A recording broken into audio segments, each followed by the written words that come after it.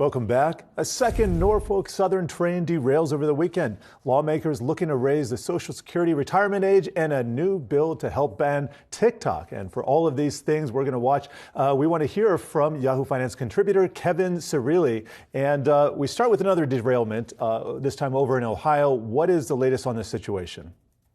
Well, look, Norfolk Southern CEO Alan Shaw is going to be testifying on Thursday this week before the Senate. And already it's raised questions from Republicans and Democrats in the Senate, at least, who have been pushing for a bipartisan piece of legislation, this Congress, that President Biden has actually said he would sign into law. And what this piece of legislation would do is essentially put companies like Norfolk Southern on the hook for paying the cleanup costs for these toxic, hazardous materials that are frequently on these trains that are going all across the country. And should they derail, that these companies would have to pay for that. Now, Republicans in the House of Representatives, where they, of course, have control of the majority, are typically wary of doing this type of legislation and of getting the government so involved in this type of regulatory structure.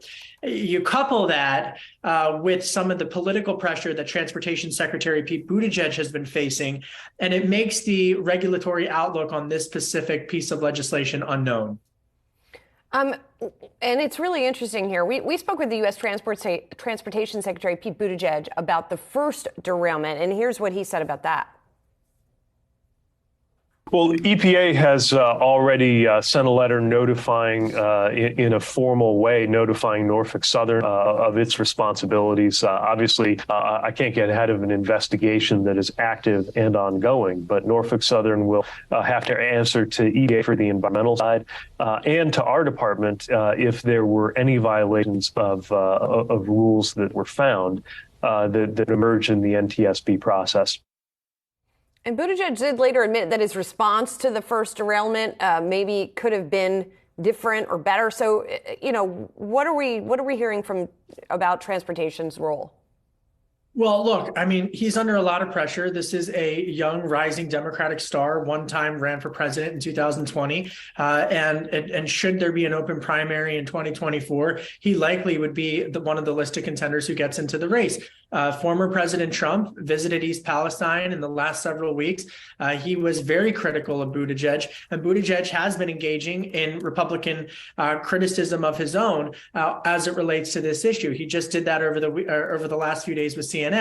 And so, for Secretary Buttigieg, this becomes a defining moment in his current political, for his current political future. And so there's a lot of pressure facing Secretary Buttigieg politically on this. And I would anticipate in the Senate that you're going to hear some Republicans, keyword some, who are going to raise concerns about transportation's role during that hearing on Thursday. And Kevin, how do you think Norfolk Southern and some of the other train operators are going to respond to these moves from D.C.?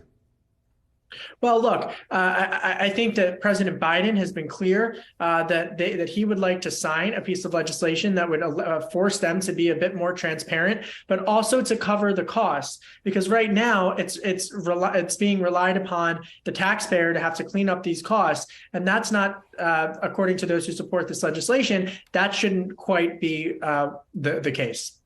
All right. Also, Kevin, lawmakers are looking at raising the retirement age. Tons of repercussions here. And that would have Americans pay more in taxes for Social Security. What are some of the details here? Yeah, our colleague at Yahoo, Ben Workshall, has done excellent reporting on this. And he has this story out on the Yahoo platform that really is a piece of bipartisanship, where you've got someone like Senator Chris Coons, a Democrat from Delaware, working with Republicans across the aisle to put forth a more financially transparent piece of legislation.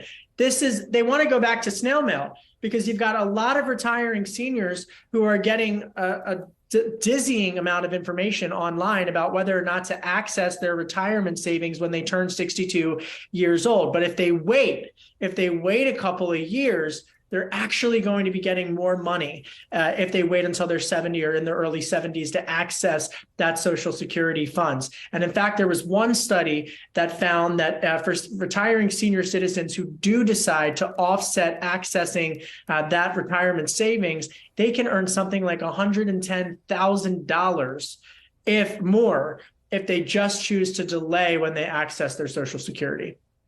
And finally, on a very different note, let's talk about TikTok, Kev. Facing action that maybe could lead to a broader ban by the U.S. This is something, obviously, that has been talked about in Washington for a little bit here. Well, look, it's bad news for ByteDance. And I think that when you specifically look at the Senate Intelligence Committee chairman, Mark Warner, a Democrat from Virginia, he said to Fox News Sunday over the weekend that he is going to be working and releasing a piece of legislation this week with his Republican senator co-sponsor, John Thune, a Republican from South Dakota. They're releasing this legislation that would make it much more difficult for ByteDance's TikTok and other apps who are rooted in foreign governments to be able to spread what they're calling propaganda here in the United States. Take a look at what Chairman Warner said. He said, quote, "They are taking data from Americans. They're not keeping it safe. But what worries me more with TikTok is that this can be a dangerous propaganda tool. We have never had a potential adversary like China. The Soviet Union was military or ideological. China is investing in economic areas. They have $500 billion in IP theft. And we are in a competition, not just on national security basis, but on a technology basis. And that's why he's pushing for these new national security laws. And again, we've reported on this, Julie, in the past. This is a rare bipartisan area that's really emerged in this Congress. Yeah, it's a very interesting one to continue to follow. Thanks so much for doing that for us, Kevin. Kevin, Cirilli, appreciate it.